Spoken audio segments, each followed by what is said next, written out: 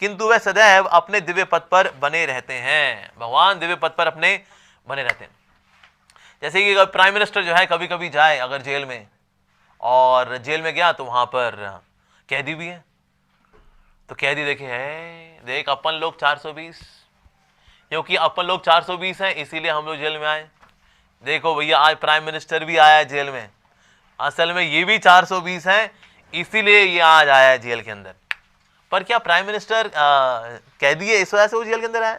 नहीं, वो इस वजह से जेल के अंदर नहीं आया, वो तो यहाँ पर देखने के लिए आया कि ओके हाँ सब ठीक ठाक चल रहा है नहीं चल रहा है। जेलर से पूछेगा भाई इनमें है कोई ठीक ठाक, तो फिर कैदी बताते हो, जो जेलर होगा हाँ सर ये फला फला है, ये रहा करता था मायापुर में रहा करता था, और बंगाल ये कलकत्ता से आया था, एक समय चक्कू उसने लिया था और किसी के पेट में थोड़ा घुमा दिया था, बाद में उसको रियलाइजेशन हुआ अरे चक्कू तो होता है सब्जी में घुमाने के लिए होता है, ये पेट में नहीं घुमाना चाहिए, मैंने किसी पेट में घुमा दिया, ओहो, तो उसको बहुत पछतावा है, ओहो। फिर उसकी तो कितनी सजा है इसकी? ऐसा 14 साल की है सर, कैद बा मुशक्कत। ठीक है ठीक है ठीक है, सुधर गया है क्या? कहते हाँ सर सुधर तो गया है। ठीक है ठीक है, तो ऐसा करो इसकी सजा फिर 6 महीने ही कर दो, ऐसा कर दो, ठीक है 6 महीने सजा कर दो, सजा कम कर देंगे। तो प्राइम मिनिस्टर इसके लिए आते हैं, लेकिन जो कैदी होते हैं कहते हैं ये देख अपन लोग 420, ये भी 420, वो प्राइम मिनिस्टर 420 नहीं है। तो दुनिया के अंदर हम भी आते हैं और भगवान भी आते हैं, लेकिन भगवान हमारे जैसे नहीं है। मैं एक बार एक प्रवचन करता हूँ सुन रहा था, और वो बेसिकली बता रहे थे temporary nature of this world. तो क्या बता रहे थे वो, देखो जी जगत में जो भी आंधा है सो जानदा भी है, जो आंधा है सो जानदा है, जो आया है उसको जाना भी है। रावण आया था उसको जानना पड़ा, राम जी आए थे उनको भी जानना पड़ा, आप भी आए हो आपको भी जानना पड़ेगा, मैं भी आया हूँ मेरे को भी जानना पड़ेगा जी। जो आंधा है सो जानदा भी है, जो आता है सो जाता भी है। अरे भांगड़ू भाई सबके आने जाने फर्क होता है, रावण के आने और जाने में फर्क है। भाई भगवान के भक्त हैं, भगवान को आनंद देने के लिए आए थे, थोड़ा सा वीर रस का, दैट्स इट। भगवान आते हैं उनका आने का पर्पस अलग है, हमारे कर्मों को काटना, हमारा उद्धार करना। हम लोग कैसे आए? हमारे कर्म बंधन है भाई, कुछ किए थे हमने, लोचागिरी 420 वाले काम हमने किए थे, फाइनली यहाँ पर आए हो, फिर हमें कष्ट मिलते हैं, शारीरिक कष्ट, मन के कष्ट, धन के कष्ट, संतान से कष्ट, पत्नी से कष्ट, पति से कष्ट, सरकार से कष्ट, कष्ट कष्ट कष्ट। इसलिए यहाँ पर कस्टमर केयर सेंटर है, कष्ट में मरने वालों के सेंटर। तो इसलिए हमारा आना और जाना, भगवान का आना और जाना, रावण का आना और जाना, ये सारे अलग अलग केसेस हैं। तो बोले यार यार देखो भाई ये भी आए हैं तो लिप्त तो ये भी हो ही गए ना, ऐसा नहीं है। हमारे एक बार मंदिर में एक माता जी आई थी और उन्होंने भगवान श्री कृष्ण को देखा, और वहां पूजा अर्चना चल रही है हमारे मंदिर के अंदर। तो कहते जी आप जो इनकी पूजा कर रहे हो ना, बहुत अच्छा काम कर रहे हो, आप बहुत अच्छा काम कर रहे हो। हमने सोचा भाई इतना तो रियलाइजेशन हमें भी कभी नहीं हुआ कि भगवान कृष्ण की पूजा अर्चना करके हम इतना अच्छा काम कर रहे हैं। तो मैंने पूछा माता जी से कि ये आपको ये रियलाइजेशन कैसे हुआ है कि हम लोग बहुत अच्छा काम कर रहे हैं? कहते जी जितने दुख इसने देखे हैं उतने किसी ने नहीं देखे। बेचारा पैदा हुआ जेल में, हम सब की देखो, हम तो कहीं ना कहीं किसी नर्सिंग होम में पैदा हुए हैं, लेकिन ये किशन का नैया ये तो जेल में पैदा हुआ, और पैदा होते मम्मी पापा से बिछुड़ गया। मम्मी पापा से बिछुड़ जाने के बाद ये फिर किसी और ने पाला बेचारे को, उनको मम्मी पापा मानता रहिए।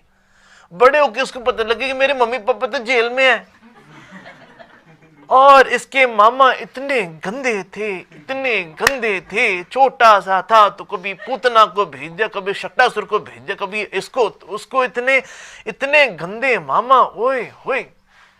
मतलब इसकी माँ का प्यार इसको मिल नहीं पाया, मामा इतना गंदा था, प्यार ये राधा से करता था, शादी उसके साथ हो नहीं पाई। उसके बाद इसको जाना पड़ा द्वारका, चोरी चोरी करके खाता था, घर में मक्खन नहीं मिलता था इसको बेचारे को। जितने दुख इसने देखे हैं, इसके दुखों को देख के लगता हमारा दुख तो कुछ भी नहीं है, तो इसीलिए पूजा तो इसकी बनती है। का वाह माता जी, इतना दिव्य साक्षात्कार आपको भगवान श्री कृष्ण के बारे में, अरे माय गॉड। तो इसलिए भगवान जब जगत के अंदर आते तो कई लोग को लगता है ये तो फिर हमारे जैसे ही, हाँ। जैसे गांधारी ने श्राप दिया था भगवान को, तो गांधारी ने श्राप क्या दिया कि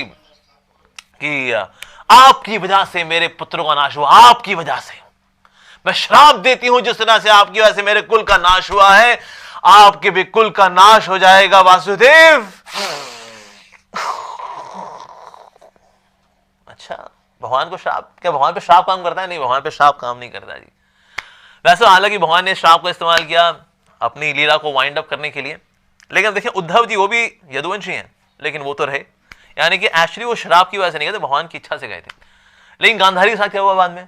गांधारी जिन पुत्रों की वजह से श्राप दिया भगवान को कि मेरे कुल का नाश हुआ है तो आपकी वजह से हुआ है, ये फाइनली गई थी कुरुक्षेत्र की भूमि पे, वहां पर जाके बच्चे पड़े हुए, वहां पर इनकी लाशें पड़ी हुई है, दुर्योधन दुशासन, रो रही बेचारी। अब एक करते रोते रोते क्या है, रात हो गई। रात हो गई तो उसको भूख लगी। जब उसको भूख लगी तो ना इसने पेड़ देखा और पेड़ पर आम देखा।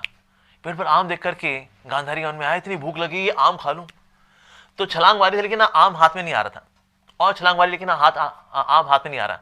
तो उसने क्या किया, पास में एक डेड बॉडी पड़ी थी, उसको खींचा, उसके ऊपर चढ़ गई और आम तोड़ने लगी, लेकिन फिर भी आम और ऊपर था। तो उसने दूसरी डेड बॉडी के ऊपर डेड बॉडी रखी, फिर ऐसे करते करते करते करते करते करते डेड बॉडी के ऊपर डेड बॉडी का एक पाइल बनाई उसने, उसके ऊपर चढ़ करके फाइनली उसने वो आम ले लिया और वहीं बैठ के कचर कचर कचर आम खाने लगे। आम दे दे उसको, चुप करके खाते हैं उसको, उसका वहीं मैंगो शेक बना करके खाते हैं, तो वही खा रहे। तो भगवान श्री कृष्ण जो है वहां पहुंचे, सुबह के टाइम हो गया, 4 बजे तक उसने काम किया। गांधारी ने बहुत मेहनत की उसने। तो भगवान ने कहा, और क्या कर रही हो गांधारी? कहती आम खा रही हूँ, बहुत भूख लगी थी। कहते अच्छा, कहां पर बैठ के आम खा रही हो? तो नीचे देखा तो उसने दुर्योधन दुशासन उन सबकी लाश के ऊपर जो है उसने बैठ करके आम खा रही थी। वो कहते हैं इन्हीं के लिए तुमने मुझे श्राप दिया था ना, ये तुम्हारा प्यार है अपने बच्चों से कि उन पर उनकी लाश के ऊपर बैठ करके तुम आम खा रही हो। तब गांधारी की बुद्धि सटक गई, अरे ये मैंने क्या किया। कभी हम अपनी संसारिक आसक्तियों के चक्कर में ना भगवान को आरोपित करते हैं, भगवान ने क्या क्या हमारे साथ, क्या किया उस भगवान ने हमारे साथ, मेरा बेटा छीन लिया, मेरी बेटी छीन ली है, इतने कष्ट भरे हुए हमारे शरीर के अंदर, मेरे को ये हो गया, मेरे को वो हो गया। अरे हम तो रेगुलरली डोनेशन देते हैं, ये देखिए रसीदें देखिए, हमने डोनेशन दी है, ये देखिए हम हरे कृष्णा करते हैं, ये हमारे साथ। अरे बाबा, हमारे संसार के जो कष्ट हैं वो हमें भुगतने हैं, पर कहना ये भगवान ने किया, भगवान ने किया। अक्सर हम अपनी मटेरियलिस्टिक अटैचमेंट्स को जब जस्टिफाई नहीं करवाते, उनका कारण नहीं पता होता, तो भगवान को दोष दे देते हैं जी। मुझे याद है एक बार मैं बुक डिस्ट्रीब्यूशन कर रहा था, तो एक सिगरेट पी रहा था, मैं कहा लीजिए भगवदगीता लीजिए जी, there is Bhagavad Gita, manual of life, it's a masterpiece, एक बार प्लीज देखे देखिए। मैं एक नास्तिक हूं, मैं कहा तो बहुत सी बात है, आप नास्तिक और मैं भगवान का प्रेमी, तो एकदम अपोजिट अट्रैक्ट ईच अदर। तो आइए थोड़ा बातचीत करते हैं ना, मतलब आपको नास्तिक होने का ये कहां से आइडिया मिला? तो फाइनली बोलता है, तो ऐसे उसने ऐसा सेल्समैन नहीं देखा था जो कहे भाई अब भाई मेरे को किताब बेचनी है, मैं तो गप मारने के लिए आया हूँ तेरे साथ। He was very astonished. देखो मैं नास्तिक नहीं हूं, मैं गुस्सा हूं उस भगवान से। उस आदमी ने, मेरी पत्नी जो है मेरे ड्राइवर के साथ भाग गई है, मेरे बच्चे मेरा कहना नहीं मानते, मेरी फैक्ट्री फ्लॉप हो गई, नफरत करता हूं मैं उस भगवान से। तो भगवान को तो मानता है ये, लेकिन भगवान से गुस्सा है। क्योंकि होता क्या, हमारी अटैचमेंट्स होती हैं, हमको पता नहीं होता। अच्छा ऐसे पूछा, अच्छा भगवान ने ऐसा क्यों करा है, भगवान को उससे क्या मिला होगा? कहते ये मैं नहीं जानता, ये मैं नहीं जानता। तो है तो जब नहीं जानता तो गुस्सा क्या को रखा फिर आपने? गुस्सा तो होना चाहिए जब मुझे पूरा पता लग जाए, मैंने पूरी इन्वेस्टिगेशन कर ली है, ये भगवान नाम के व्यक्ति ने ही मेरा सारा बेड़ा गर्क किया है मेरा। तो होता क्या, हम फिर मटेरियलिस्टिक अटैचमेंट के चक्कर में हम भगवान को आरोपित करते हैं, या फिर उनकी पोजीशन को बिलिटल कर देते हैं कि लाइक दैट। जैसे कि एक व्यक्ति थे, उनका नाम था हेरोल्ड कुशनर। इन्होंने ना एक बुक लिखी थी, why bad things happen to good people, अच्छे लोगों के साथ बुरा क्यों होता है। उन्होंने एक बुक लिखी थी। इस बुक के अंदर उन्होंने क्या लिखा, एक्चुअली ही वाज अ रैबाई, यानी कि एक रैबाई होता है, मतलब वहां के बाहर के प्रीस्ट होते हैं, उनको बोलते हैं रैबाई। तो एक्चुअली इनके बेटे को ना प्रोजेरिया होता है। प्रोजेरिया एक तरह की बीमारी होती है जिसमें कि ना एजिंग बहुत फास्ट होती है, हो जाती है। तो माता पिता खुद अपने बच्चे को बहुत तेजी से बड़ा होता देख रहे हैं उम्र में, मतलब बॉडी बहुत जल्दी ढल रही है, 12 साल का होगा उसको बीपी होगा, शुगर होगा, ये बीमारी वो में, और घुटनों में दर्द, इज दैट, जो एक्चुअली बुढ़ापे में होती है। तो एजिंग बहुत फास्ट होने का जो बीमारी उसको बोलता है प्रोजेरिया। इस पर एक मूवी बनी हुई है पा करके, अमिताभ बच्चन की, हो सकता है आप लोगों ने ना देखी हो, कि आप लोग तो संत महात्मा लोग हैं, मैंने देखी थी बहुत पहले।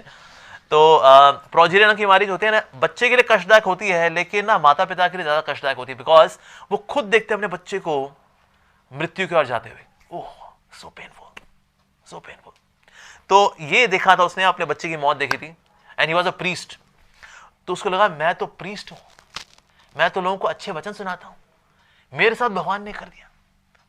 तो उसने कंक्लूड किया कि भगवान के अंदर हालांकि 3 शक्तियां हैं, that God is as per Bible, that God is all powerful, all knowing and all merciful. भगवान सबसे अधिक शक्तिशाली हैं, सब कुछ जानने वाले हैं, सबसे अधिक दयालु हैं। ये बाइबल में लिखा है। Now he concluded in this book why bad things happen to good people, कि ना भगवान के अंदर ये 3 में से कोई 2 क्वालिटी होनी चाहिए, एक नहीं होनी चाहिए। अगर वो सबसे अधिक शक्तिशाली है, सब कुछ जानने वाले हैं, तो सबसे अधिक दयालु नहीं है। क्या वो तरस नहीं आया मेरे बच्चे को मारते हुए? हाँ, नहीं तो। और अगर वो बहुत दयालु भी हैं, सब कुछ जानने वाले भी हैं, तो शक्ति कम है थोड़ी। दम नहीं था भगवान ने मेरे बच्चे को बचा ले, दम नहीं था भगवान के अंदर। और अगर वो सबसे अधिक शक्तिशाली भी हैं, सबसे अधिक दयालु भी हैं, तो शायद सब कुछ जानते नहीं है। He is not all knowing. अरे जिस बच्चे को मारे को पता है कौन है वो? आपके खुद के रब्बाई का बच्चा है वो। कम ऑन यार, हद होती है। सो ये बुक के अंदर कंक्लूड किया उन्होंने कि बाइबल के अंदर जो 3 क्वालिटीज दी गई, that God is all powerful, all knowing and all merciful, इनमें से कोई 2 क्वालिटीज भगवान में होनी चाहिए, लेकिन तीसरी क्वालिटी जो है वो नहीं होनी चाहिए। So why? क्योंकि भाई मेरे साथ ऐसा हो गया, भगवान जो है नहीं बचा पाए। तो इसलिए भगवान की अक्सर जो ऐसी क्वालिटीज देख करके लोग भ्रमित होते हैं कि यार भगवान में शक्ति शायद कम है, या भगवान ने मेरी इच्छा पूरी नहीं की, भगवान मेरी इच्छा पूरी नहीं की, तो यानी उन्हें पता नहीं इन मूर्तियों में ताकत है कि नहीं। हम जाते हैं भगवान के पास, प्रभु मेरी इच्छा पूरी कर दो, इच्छा पूरी कर दो, इच्छा पूरी हुई नहीं। अच्छा पति दिला दो, अच्छा पति दिला दो, वो उसने स्क्रू करने वाला पति मिल गया उसको। मेरा अच्छी पत्नी दिला दो, अच्छी पत्नी दिला दो, वो खून चूसने वाली, उसको खून पीने वाली मिल गई उसको। भगवान से जो मांगा यार नहीं मिला। 3 साल से प्रमोशन मांग रहा हूं मैं राधा माधव से, प्रमोशन नहीं दी उन्होंने। मैं इनसे कह रहा हूं यार ये हो जाए, नहीं हो रहा, वो ना हो जाए, वो बार बार हो जा रहा है। पता नहीं भगवान सुन रहे हैं नहीं सुन रहे हैं, इन मूर्तियों में पता नहीं भगवान है नहीं है। डाउट आया था बंदे को, मेरी इच्छा पूरी नहीं हुई। होता क्या है, लोगों को ना भगवान की शक्ति पे तो विश्वास है, भगवान की बुद्धि पे विश्वास नहीं है। कहता प्रभु बुद्धि हमारी हो, शक्ति आपकी हो, जॉइंट वेंचर ये कर लेते हैं। पर बुद्धि भी उन्हीं की अच्छी है, प्लान भी उन्हीं के अच्छे हैं। तो इसीलिए कभी कभी भगवान हमारी इच्छा पूरी नहीं करते, क्योंकि ना वो इच्छा पूरी करने में, हो जाने में हमारा अच्छा नहीं है।